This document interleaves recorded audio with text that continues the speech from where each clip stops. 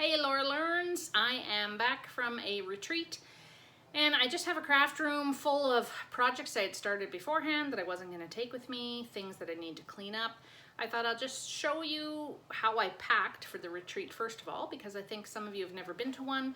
I know a lot of people when they go, they just don't have time to get organized ahead of time, and then they take everything and then they're very overwhelmed. So if you can find the time to get organized beforehand, which I did this time, not always, but this time I was pretty organized.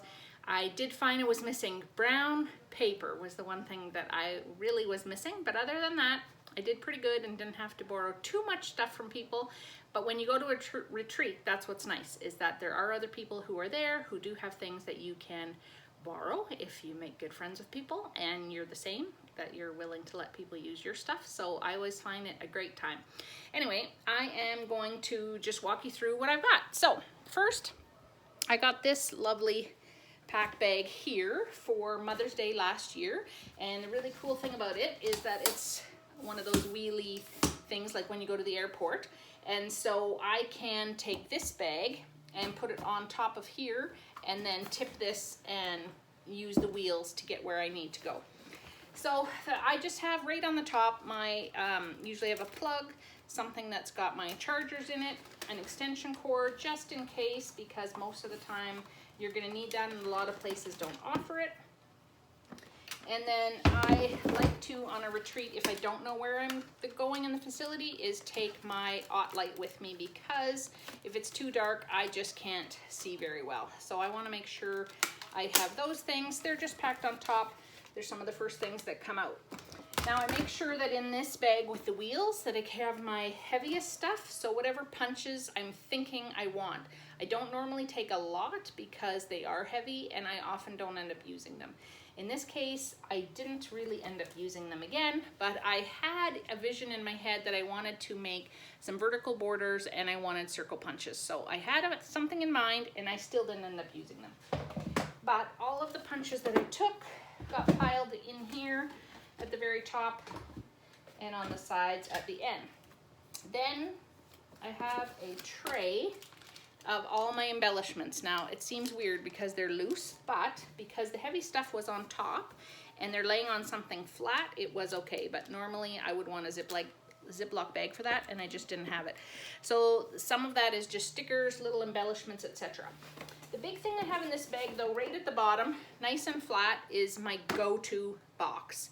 I keep this like this all of the time, and I keep it on my scrapbook surface, and inside here is all of the basics I need, so that no matter where I'm going for my crop, I never forget any of the absolute tools I need. So I've got my adhesive, I have my reader glasses because now I can't see the fine details without them.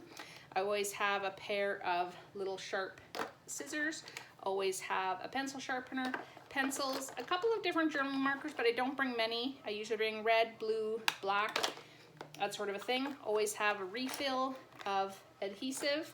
I have my corner rounder in here. I have an adhesive eraser. I have post-it notes for when I need to just make note of something, but mostly is when I need to use the border maker punch tricks. I've got a lip chap in here. I've got a liquid glue. I've got the multi-tool, and I absolutely have to have an eraser. So it doesn't take much. This is a Dollarama container, people. Super simple, super easy. Put an elastic around it, and it just sits on my desk normally and has every essential I need. Then at the bottom, I actually had a few more punches, which I did use this one, and one of my friends ended up borrowing this one. Then there's some pockets on the inside of here. So I did take a couple of inks, which I did use, and based on the colors of paper that I thought I would be using. So both of those are empty. Then I did take just a couple of stamp sets. I knew I was doing travel stuff. Sorry, got the glare. I knew I was doing travel stuff, so I took the sets that I thought would work for that. This one says adventure and that sort of a thing. So I did stamp a couple of things in my layout, so I was happy that I had packed that stuff. Then in my bigger pocket, I have my circle cutting system at the back. I have the template or the grid and the template here. Then in this pocket right in front of it, I have all the smaller ones that I wanted to take with me. And so this bag took my whole circle cutting system, all of the punches, all of the inks. In this side pocket, I had all of my adhesive extra refills in case I wanted to sell any to some of the other people. And in this front pocket, I don't think there was much actually. No, I didn't even use the front pocket on this one. So, and then in the side pockets, I put my drinks because I knew I didn't want them in my cabin. I wanted them where I was going to be cropping. So I had my drinks positioned in here, my flat box with all my essentials, then my embellishments, then my heavy punches. So that was all in this bag, and which could roll. So that was great. Then in this box here, I had, let's see if I can lower my camera a bit, my cutter on this side. I got a cute little package from the retreat, which is awesome. And then in this, this is a magazine holder, and I don't normally have my pictures sorted like this, but I did sort them for my London trip with the help of my husband. And each one of these has a little post-it with what the pictures are of. So this one was just from the actual cruise ship. Then on the back side, this one is from Marseille and all the pictures that go with that. And then all of this was organized for the whole trip. So I started off with London and I did all of the London pages. Then I started with Paris and did half of those. And then once I finish Paris, I'll be going into Barcelona, then the cruise, which includes Rome and all of those other things. And so it's all here and it's all organized. What I had, here I am. That's my light. I don't know why it makes that noise. I don't know if I have an alarm set or what, but my light makes that noise every once in a while. I must have tapped it. Anyway, then I have all of my paper in this handy dandy container here. And what I did is I literally took just a handful of paper from each of my colored sections in my unit over here, because I knew I wanted pastels for when I was doing Paris. I knew I wanted pastel pink and pastel blue based on the color scheme that I had in my mind and some of the stuff I'd researched. I knew for London, I wanted red, blue, and white, like the bright colors to go with the flag. And so I kind of had a lot of that stuff already in my mind. So I took all those papers. I always want black and I always want white and I always want a creamy color. And so knowing all of that, I was like, okay, then what do I have? Then I did take grays, but I forgot the brown, like I said. And that one was bad specifically because there's a lot of castles and churches and other things that are a little more serious that would lend themselves to, I think, brown layouts. Now, in this package, I did take all the cardstock. For me, I have a lot of creative memories cardstock, obviously, because that's what I sell now. I have a lot of Stampin' Up! Paper because I used to sell Stampin' Up! And I do still really like the Stampin' Up! Paper. But what I find is it gives me a nice variety of shades. So I can kind of choose, and then depending on what I need for that particular layout, I've got some options of what I'm going to have. Then I went through all of my designer paper. I have 4 shelves of just designer paper. It's not really organized very well. A little bit by color scheme, that's it. So I went through there knowing I'm gonna have some travel paper. I'm gonna have some things with a globe on it. I'm gonna have just some things that are gonna work. So I did, I went through all that, picked out, and I found some really cool papers actually. Some metallics, because I was thinking with the castles, it would be a little bit fancier, so that'd be cool.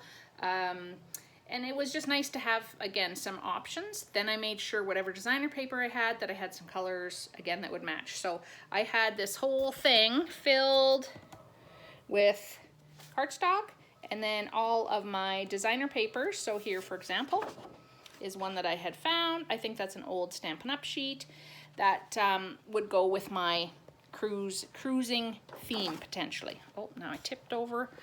Oh dear, you see my ceiling. Anyway, oh, here I am. So yes, I just took all that paper and had a good time. I made sure I took my journaling template, of course, and that's all I had in that whole one container. The photos, the cutter, then I had, of course, my garbage can. Can't live without a garbage can when you're cropping because you're always cropping off and chopping things off. I had baby wipes for cleaning my stamps. Then I had, this is where I hold all my stickers. This is amazing little accordion folder. So I put all the color, I didn't take all my stickers, I just took, again, all my travel stickers, everything that had letters or sayings that I thought I might like. Then I went through all of my other alphabet stickers, and just again, anything that I thought might color match, silver gold, bright red, bright blue, that sort of a thing that would go with the pages that I was going to be making.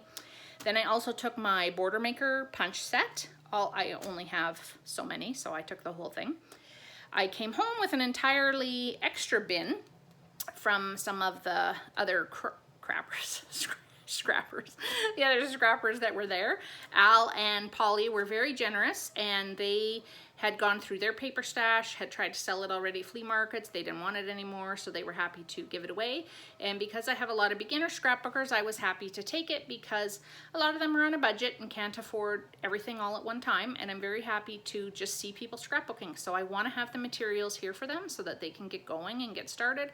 And when they can purchase things for me, fantastic. But in the meantime, they need something to be scrapbooking. So I want them to get set up with the tools and everything first, and then I know they'll eventually fall in love with the paper and stickers and start buying some of the stuff that they need for their themes and layouts anyway. So I still get to go through that bin myself first before I give it all away, and I'm super happy about that. So that is basically how I packed for the retreat. And for the most part, I was very happy with that. It took me, I think, just 2 trips, one with the roly wheelie thing on top, then another one with my Border Maker set, my coffee, a few snacks and things that I wanted to bring in. Always have a sweater, of course, always have an extra pair of shoes if you need them. And I know a lot of people take headphones. I don't listen to music when I'm there, but a lot of people take headphones or something to cancel the noise so that they can concentrate. I tend to not need that because I like to talk. So if you're sitting beside me at a crop, be prepared for some silliness and fun times because that's how I roll. Anyway, I hope you enjoyed the tour of my retreat stuff, and I will show you my layouts next.